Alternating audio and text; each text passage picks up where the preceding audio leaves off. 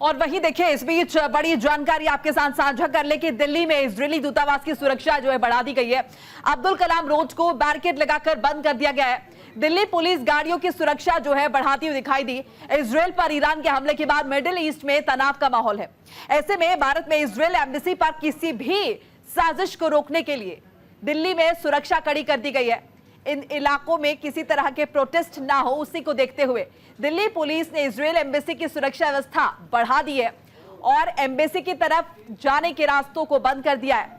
दिल्ली में मौजूद Israel embassy के पास बीते कुछ साल में 2 बार संदिग्ध आईईडी ब्लास्ट हो चुके हैं और इसी को देखते हुए देखिए सुरक्षा व्यवस्था कड़ी कर दी गई है। मिडिल ईस्ट में जिस तरह का तनाव का माहौल है, इस पर भारत अपनी पैनी नजर बनाए हुए है। एडवाइजरी जारी की गई है और आपको दिल्ली में इजरायली दूतावास के बाहर किस तरह की चेतावनी है, किस तरह की सुरक्षा है, वो आप देख सकते हैं। बैरिकेडिंग लगाई गई है बाकायदा और इस तरफ जाने के रास्ते को बंद कर दिया गया है।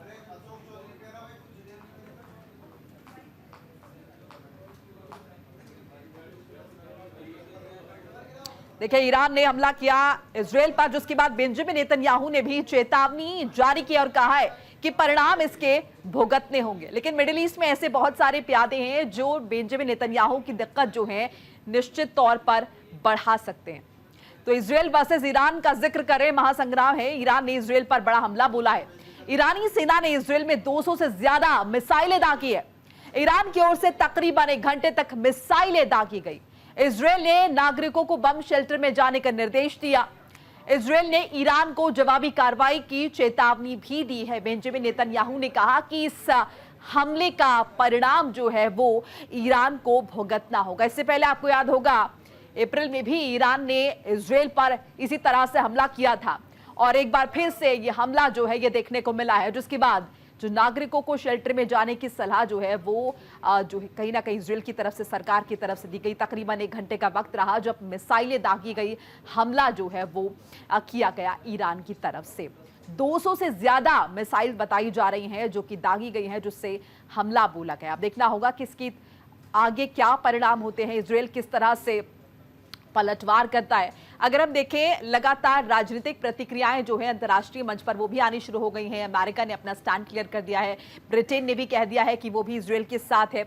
इस बीच रशिया की तरफ से भी प्रतिक्रिया आई है। अगर हम भारत का जिक्र करते हैं तो भारत अपनी पैनी निगाह बनाए हुए है और अपने नागरिकों को भी एडवाइजरी जो है जारी कर दी गई है। वो लोग जो इस वक्त विदेश से बाहर है, विदेश में मौजूद हैं, ऐसे में उनकी सुरक्षा को लेकर एडवाइजरी जारी की गई। लोगों से कहा गया कि इजरायल की यात्रा ना करें। और इस देखिए फिलहाल हमारे साथ हमारी सहयोगी जुड़ चुके हैं, कंचन कनौदिया, उन्हीं का रुख कर लेते हैं। कंचन, क्या कुछ जानकारी है? कहा जा रहा है कि जिस तरह से तनावग्रस्त चल रहा है मिडिल ईस्ट, ऐसे में दिल्ली में इजरायली दूतावास की सुरक्षा को भी कड़ा कर दिया गया। क्या कुछ जानकारी आपके पास है?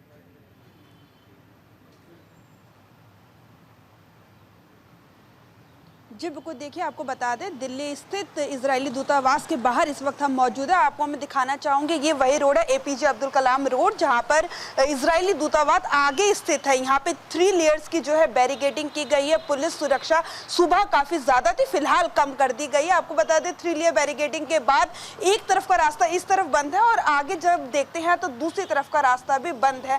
गाड़ियों को जो लगातार सुबह से चेकिंग की जा रही थी, उसके बाद ही अंदर इस रोड पर जाने दिया जा रहा था। फिलहाल वो सब कम कर दिया है और सुरक्षा, जो कड़ी सुरक्षा थी, पुलिसकर्मी भारी मात्रा में तैनात है। अब उस पुलिसकर्मी थोड़ी कम मात्रा में है, लेकिन जो सुरक्षा व्यवस्था है, 3 लेयर्स बैरिकेडिंग है, वो अभी भी की गई है और तमाम तरीके से जो पुलिस की जो पुलिस टीम्स हैं वो पूरी तरीके से अलर्ट मोड पर है। दिल्ली के यदि आसपास के इसके इलाकों की बात की जाए, एपीजे अब्दुल कलाम के आसपास की रोडों की, तो वहाँ पे सैनिटाइज किया गया है सभी इलाकों को और पुलिसकर्मी जो है आगे दूतावास के बाहर भारी संख्या में पुलिस की बस खड़ी है, उसमें तमाम भारी मात्रा में पुलिसकर्मी मौजूद है। फिलहाल आवाजाही जो है रोड की पहले सुबह से लेकर दोपहर तक बंद की हुई थी, या फिलहाल वो सब कुछ चालू हो गया है ताकि जो जनता है, आम जनता को परेशानी ना फेस करनी पड़े, उसको देखते हुए रास्ते खोल दिए गए हैं। लेकिन बैरिकेडिंग्स उसी तरीके से की गई है, आवाजाही शुरू हो गई है। फिलहाल के लिए देखना ये होगा कि ये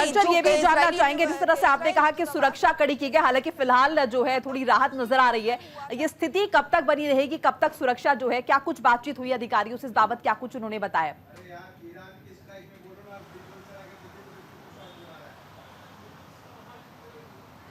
जी बिल्कुल, देखिए मैं आपको बता दूं, अधिकारियों का साफ तौर पे कहना है कि उन्हें ऊपर से ऑर्डर्स मिले हैं कि यहाँ पे जो है क्विक एक्शन फोर्स जो है वो यहाँ पे मौजूद रहेगी, पुलिसकर्मी जो है भारी मात्रा में मौजूद रहेंगे। फिलहाल के लिए जो जनता को ज़्यादा समस्या ना फेस करनी पड़े, आने जाने में ट्रैफिक जो था भारी मात्रा में यहाँ पे लगा हुआ था, उसको रिलीज करने के लिए सुरक्षा यहाँ पे थोड़ी सी आवाजाही जो है उसमें राहत दी गई है। लेकिन जो कड़ी सुरक्षा है वो इसी तरीके से जब तक दूसरे ऑर्डर्स नहीं आ जाते तब तक इसी तरीके से बनी रहेगी। कुछ निर्णय ऊपर अधिकारियों द्वारा नहीं लिए जाते तब तक ये जो कड़ी सुरक्षा बनी हुई है, बैरिकेडिंग्स की 3 लेयर्स की, इधर इस साइड भी और उस साइड भी, और तमाम जो आसपास के रोड है उन सभी रोडों को इसी तरीके से जो सुरक्षा के मद्देनजर रखा जाएगा। पुलिस जो है भारी मात्रा में यहाँ पे फिलहाल तैनात रहेगी। अभी हटने की कोई किसी भी प्रकार के इनके पास कोई ऑर्डर्स नहीं आए हैं, तो अभी देखना ये होगा कि और कितने समय तक ये सुरक्षा जो है कि जारी की जाएगी यहाँ पर। बिल्कुल कंचन, मिडिल ईस्ट में जिस तरह से तनाव है, भारत लगातार नजर बनाए हुए है और ये भी जानकारी है कि एडवाइजरी जारी हुई है अपने नागरिकों के लिए जो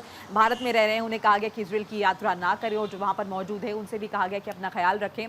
तो साथ साथ हम ये भी जानना चाहेंगे कि पुलिस कर्मियों के लिए किस तरह की एडवाइजरी है ताकि किसी भी तरह की अनहोनी से बचा जा सके, एहतियातन क्या कुछ कहा गया है उन्हें?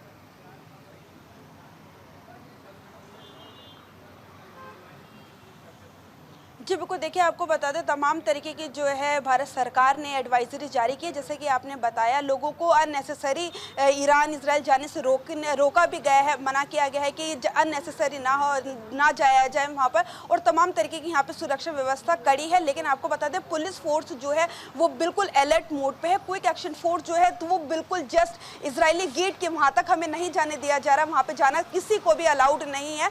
तो इसलिए हम थोड़ी दूरी से बनकर यहाँ से आपको सारी पिक्चर्स दिखा रहे हैं। लेकिन बात की जाए इजरायली दूतावास की, तो वहाँ पे जाना अलाउड नहीं है। लेकिन भारी मात्रा में जो पुलिस की बसेस है वो वहाँ पे मौजूद हैं, और उसके आसपास गेट के आसपास भी नहीं जाने दिया जा रहा है किसी को भी, क्योंकि आपको बता दें तमाम तरीके सूत्रों के हवाले से जानकारी निकलकर जो है इजरायली दूतावास के पास आई है कि यहाँ पे कड़ी सुरक्षा रखनी होगी, क्योंकि पिछले साल जिस तरीके से 2 लगातार बम धमाके हुए थे उनकी जाँच अभी तक पेंडिंग है, वो जारी है, और उन तथ्यों का पता नहीं लगाया जा सका कि किस तरीके से हुई, किसने की थी।